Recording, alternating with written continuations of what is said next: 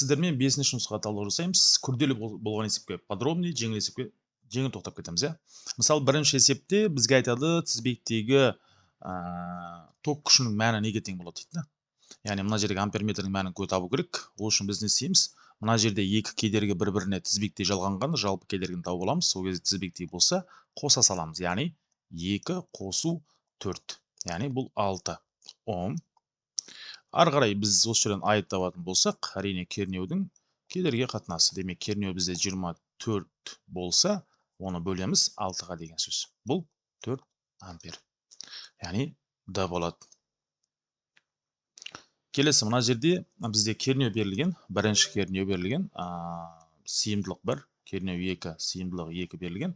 Ал енді бізге айтады, осы жердегі жалғанған кейінгі конденсаторлардың ұштарындағы кернеуді тап дейді. Ол үшін біз не істейміз? Бірінші болып, біз мына жерде мән беруіміз керек, қалай жалғанған дегенге мән беруіміз керек. Параллель жалғанған дегенге мән беруіміз керек. Демек, параллель жалғанса, зарядтарды табу үшін заряд 1 қосу заряд 2 деп аламыз. Демек, заряд 1 дегеніміз бізде сыйымдылықтың формуласын мына жерге жазып қойық. Зарядтың кернеуі қатынасы. Осы жерден зарядты табатын болсақ, SU болады деген сөз. Получается, біз дәл осы жерден жалпы зарядты тауып аламыз. Ол кезде S1U1 қосу S2U2 деп мән тауып аламыз. Яғни бұл 24.000 нанокулонға тең болады екен. Ал енді біз жалпы осы жерден заряд тауып алдық, өйткені орындарына тарсасты қойып, енді жалпы сыйымдылық табамыз. Параллель жалғанған болса, бізде S1 қосу S2 болады. Яғни 2 сыйымдылықты қоса саламыз. Ол кезде бізде 2 сыйымдылығымыз 500 нанофарадқа тең болады. Ал енді біз кернеуді табу үшін не істейміз? Мына бір формуладан заряд бөлінген сыйымдылық дейміз. Зарядымыз 24.000 нанокулон және астында мына жерде 500 нанофарад.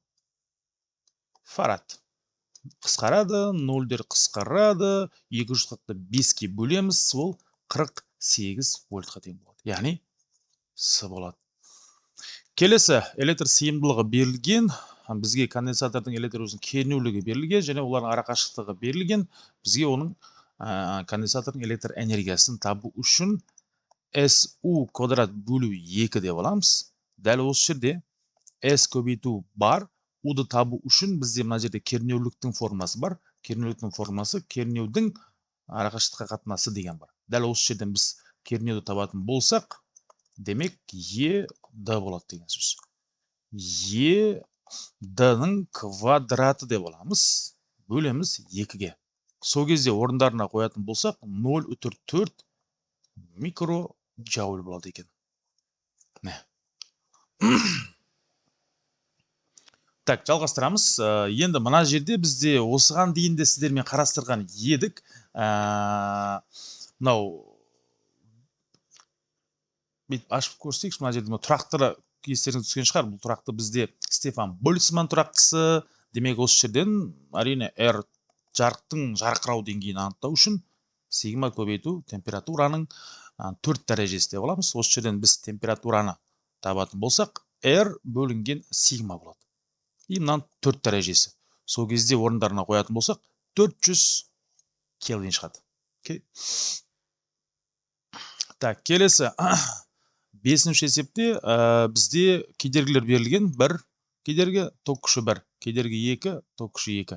Бізге айтады, егер ток көзі қысқа тұйықталса, оның ток күшін тап дейді. Біз қысқа тұйықталу ток күшін табу үшін I тең электр қозғау күші бөлінген кішкентай R. Бірақ ол екеуде жоқ. Ол үшін біз не істейміз? Теңестіріп аламыз. Толық тізбек бөлу үшін Ом заңы арқылы. Сол кезде I1 жақша ішінде R1 қосу R тең I2 жақша ішінде R2 қосу R. Осы жерден R-ді табатын болсақ, 3 Ом болады.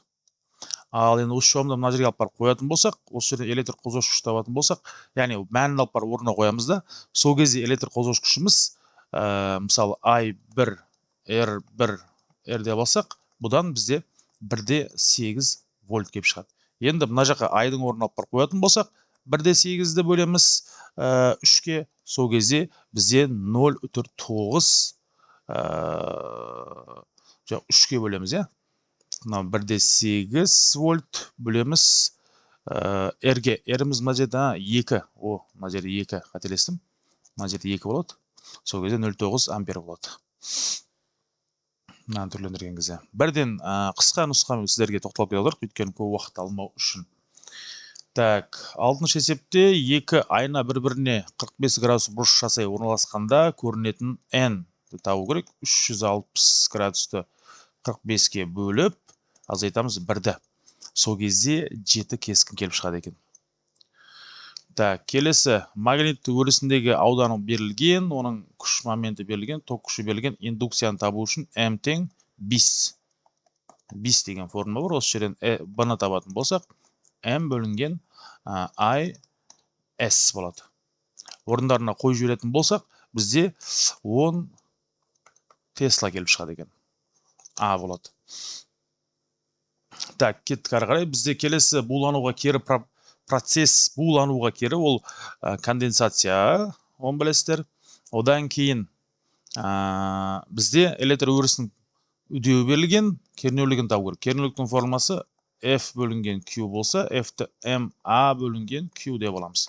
Болды. Орындарына қоятын болсақ, 21 киловольт бөлінген метр болады екен. Яғни А. Формуланы түрлендіре саламыз. Зарядтың орнына элементар зарядты жаза саламыз. Келесі бізде бірінші конденсатордың зарядын тап дейді. Яғни S1-ді табу керек.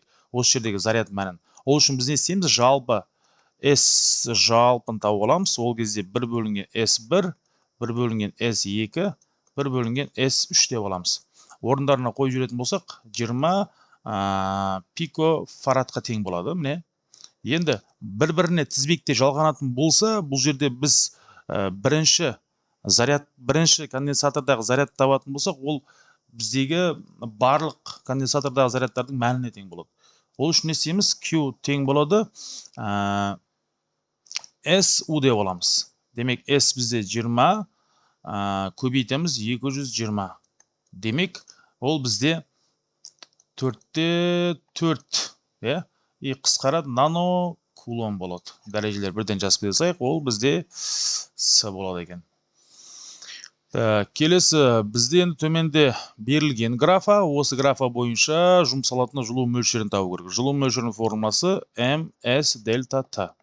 Так, масса 2, S бізде 140 және температураның өзгерісі 27 мен 327-ның арасы 300. И қосамыз, ол не істеді? Бізге айтады, мына жерде балқу барысында график берілген, осы қорғасын толық балқығанда деп тұрды. Толық балқыса, демек лямбда. Мына жерде формула былай. Q тең ms дельта Т қосу m лямбда деп аламыз. Өйткені толық балқуға жұмсалған уақытты көбейтеміз. 2-де 5 көбейту оның 4 дәрежесіне. Яғни барлығын калькуляторға саламыз. Яғни мына жерде сіздер жалпы жылу мөлшері дегенді ескеруіміз керек та. Сол кезде бізде келіп шығады екен 134 килоджоуль келіп шығады екен. Ол С нұсқасына сәйкес келеді. Графаға мән беру керек. Келесі арадағы бұрыш 90 градус болса, механикалық жұмыстың тұжырымы дейді. Әрине, арада 90 градус болған үшін 0 болып кетеді. Косинус 90 градустан 0-ге тең. Көкжиек үстіндегі дүние полюсінің биіктігі дейтін болса, сол жердегі географиялық ендіктің ендігіне тең болады деп қарастырамыз. Жаттап алайық. Так, келесі ыдыстағы судың массасын тап десе, мына жерде қараңыздар, бірінші бөлік құнын тауып аламыз. Мына 40 пен 50-дің арасында 1, 2, 3, 4, 5 бар, иә? Демек, мына екінің арасы, қараңыздар, 50 азайту 40 бөлеміз 5-ке деп аламыз. 10-ды бөлеміз 5-ке. Демек, 2. Әр бөлікте 2 см кубтан. Демек, мына 1, 2, 50 неше болып тұр бізде? 4 болып тұр. Демек, осы жердегі массаны табу үшін m тең ρ v деп алсақ, ρ 1000-ға тең. Ал көлем бізде 54 көбейту 10-ның сантиметр куб дегеніміз минус 6 дәрежесі, сонда қысқарып кетеді, 54 грамм болады деген сөз. 54 грамм деген бізде бар. Ол әрине Д болады. 3 дәрежесі қалып кетеді ғой. Так, келесі суретте дененің жүрген жолының уақытқа тәуелді графигі берілген, жол алғашқы бөлігіндегі жылдамдығын тап дейді. Жолдың алғашқы бөлігіндегі жылдамдықты тап дейтін болса, S тең vt болса, v тең s бөлінген t болады деген сөз. Демек, алғашқы бөлігі дегенді қарастырайық. Мына бетте не алғашқы бөлік мынау ғой, бізде мына бүйтіп сызып жақындатып көрсетейік. Так, міне қараңыздар, алғашқы бөлік мына жер болып тұр, міне. Деп сызамыз. И мына аралық. Сонда қараңыздар, бізде 1, 2, 3, 4, 5. 1, 2, 3, 4, де? Дұрыс па? 1, 2, 3, 4 бөліктен. Демек, 20-ның 4-ке бөлсем 5-тен түседі. Әр сызық 5-тен түсіп тұр. Мына бетіміз 1, 2, 3, 4, 5. Мына бет, 1, 2, 3, 4, 5 екен. Демек, 10 мен 5-тің арасында бізде 5 сызық бар. 5-те 5-ке 1 болады. Сонда мына бетіміз 5, мына беттен 1-ден болып тұр ғой. 1, 11, 12 болып тұр. 12-ні бөлеміз, мына бетте 45, 50-ге. 12-ні бөлеміз 50-ге болып тұр сонда. Осы жерде сәл мән берейік. Осы сызықтарға мән беремізді. Мен жай қайттан орнына келтірдім. Сол кезде 12-ні бөлеміз, яғни 12 километрді, то есть 12 километрді, солай ма? 12 километрді бөлеміз, мына бетте минут, 50 минутқа оны секундқа айналдыруымыз керек. Сол кезде 4 кеп шығады екен. 12 мыңды бөлеміз, мына бетте 50 минутты көбейтеміз, 60-қа өткен секундқа айналдыруымыз керек, 4 метр бөлінген секунд. Так, түсінікті болды деп ойлаймын. Жалғастырамыз, ары қарай кеттік. Белдеулік уақытты анықтау өрнегі десе, біз бірден n тең t нолевой плюс n деп аламыз. Жаттап алайық.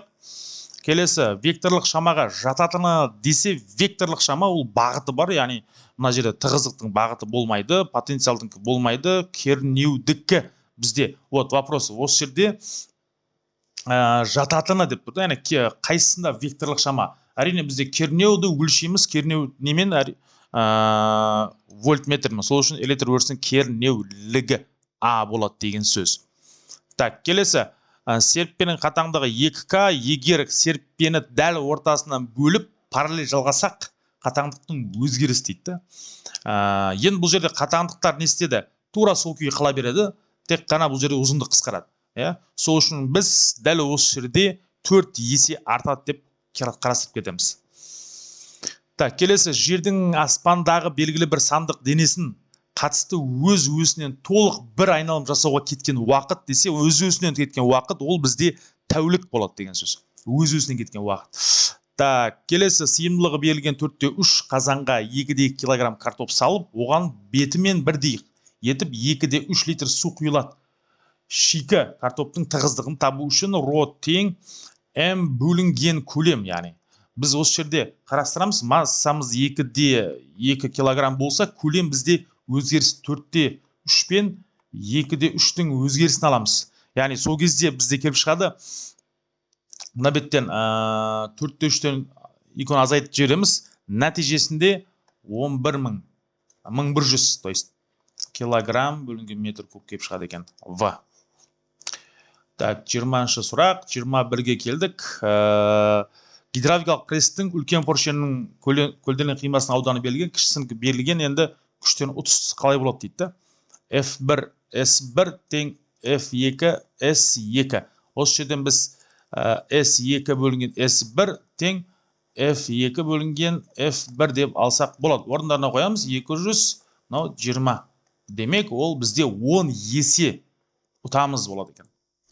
Так, келесі 22-ші есепте бізде оның шығу жұмысы берілген, үлкен жылдамдықпен қозғалады, бізге айтады, вольфрам бетіне түскен жарық жиілігі, яғни түскен жарықтың жиілігі, яғни бетіне түскен жарықтың жиілігі, ол үшін біз не істейміз? H ню тең атқарылған жұмыс қосу, бізде кинетикалық энергияның орнына бізге не беріп қойған? Мына бетте қарайық. Вот, не қараңыздар, бізде масса берілген, жылдамдық берілген, демек mv квадрат бөлу 2 деп алып кетсек болады екен. Осы жерден енді біз жиілік табатын болсақ, а қосу mv квадрат бөлу 2 бөлеміз астына планк тұрақтысы. Осы формулаға салатын болсақ, 1/8 көбейту 10-ның 15 дәрежесі герц келіп шығады екен. Осыған байланысты өте көп келіп жатыр. Именно осы фотоэффектке байланысты бір ұмытқан болсаңыздар қайталап шығуға кеңес беремін. Яғни бұған байланысты есептер өте көп кездесіп жатыр. Так, келесі, мына жерде бірінші дененің массасы берілген, мына жердегі дененің массасы берілген 2,5 килограмм, ал екіншісінікі 10. Мынау 10, мынау 2/5. Жүйенің үдеуін тап дейді. И арадағы мына жердегі бұрыш беріліп қойған міне 45 градус. Біз F тең MA деген форманы қолданамыз. Осы жерден A-ны табатын болсақ, F бөлінген M болады. F, енді қараңыздар, біз мына бетте төмен қарай бағыттайтын біздің күшіміз бар да, ол mg. Ал мына денені жоғары қарай бағыттайтын, және де оны төмен қарай әрекет жасайтын тағы да күші бар, ауырлық күші бар. Сол үшін біз не істейміз? Мына бетте бұрыш бізде F 2-ге M2-ге әсер етіп тұр. M2G көбейту синус альфа азайтамыз M1G. Бөлеміз астында массамыз бізде 2 массаның қосындысы. И сол кезде үдеуді табатын болсақ, 3/6 метр бөлінген секунд квадрат келіп шығады екен. Минуспен, өйткені мына мән мынаған қарағанда аз болып қалады. Получается бізде минус 3/6 мен келіп шығады екен. Қозғалыс үдеуі. Так, келесі массасы бізде 15 тонна автокөлік 2 минутта жылдамдығын 72 км сағаттан 36 км сағатқа дейін өзгерткен кезде автокөлік әсер ететін күшті тап дейді. Енді бұл жерде біз не істейміз? Негізгі формула F тең MA, демек F тең M бар, A деген A-ның орнына мысалы V минус V нолевой бөлінген T деп алсақ болады. Мына T дегеніміз 120 секунд, мынау жылдамдықтардың өзгерісі, мынау 20 метр бөлінген секунд, мынау бізде 10 метр бөлінген секунд. Орындарына қоямыз. Сонда мынау 15 көбейту 10-ның 3 дәрежесі. Жылдамдықтың өзгерісі бізде 10 болады. Бөлеміз 120-ға. Нөлдер қысқарсын. Получается бізде так 15 көбейту, то есть бөлу 12. Сонда 1/25 и оған көбейтеміз. Тағы 3 дәреже бар, 1000-да. Сонда 1250-ге, 1250-ге не істеді? Мынау жылдамдық азайды ғой, тежелді, тежеу күші деп қарастырады екенбіз. Так, кеттік ары қарай. Суретте өткізгішке әсер ететін ампер күшінің бағытын тап дейді. Ампер күшінің бағыты оңға қарай бағытталады деп қарастырып қоямыз. Енді бұл жерде ампер күшінің бағыты сол қол ережесімен анықталуын білесіздер, иә? Ол қатты қиын емес деп ойлаймын. Келесі, радиоактивті ыдыраудың түрі және де пайда болған изотоп дейді. Енді түсінікті, мынау 88 болса, мына бетіміз 88 болу үшін 86 болу керек. Мынау 226 болу үшін мына жаққа 220 так 2 болу керек. Демек ол бізде альфа, мынау альфа болып тұр. Альфа және де 86-да 222 ыдырау С деп беріліп кетеді екенбіз. Так, кеттік ары қарай. Энергияның сақталу заңы десе тек консервативті күштер әсер етеді. Денелердің тұйық жүйедегі толық механикалық энергия тұрақты шама болып қалады. Осы заңның негізінде уақыт бірліктерінде қасиетіне жатыр деп осы А вариантын белгілеп кетсек болады. Бірден. Так, келесі жылдамдықтың амплитудасы десе, жылдамдық тең бізде x m-ге тең, орындарына қойып жүреміз. 0,6 көбейту 5-ке деп қоямыз. 3 метр бөлінген секунд. Яғни ол түсінікті А болады. Так, ары қарай кеттік.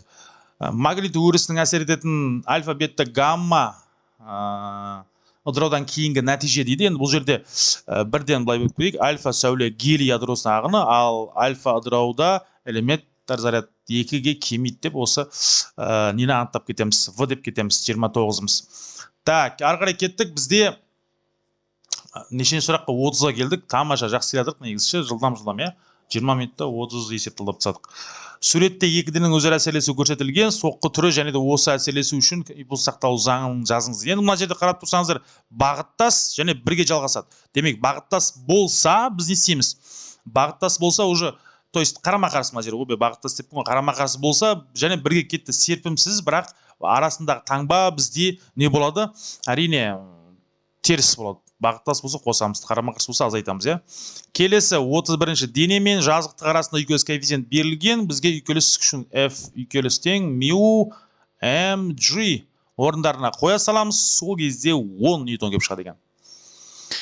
Так, келесі мына жерде енді бұл қысым, бұл МК-ның негізгі теңдеуі 3/1 ро v квадрат орындарына қоя саламыз, а болады. Так, ұзындығы 400 метр айналмалы жолды 2 рет жүріп өткен спортшының жүрген жолы. Енді 2 рет айналатын болса 800 болады. Қоса саламыз. Так, осы жерден тоқтаймыз. 34-ші есептен оны екінші сабақта жалғастырамыз сіздермен.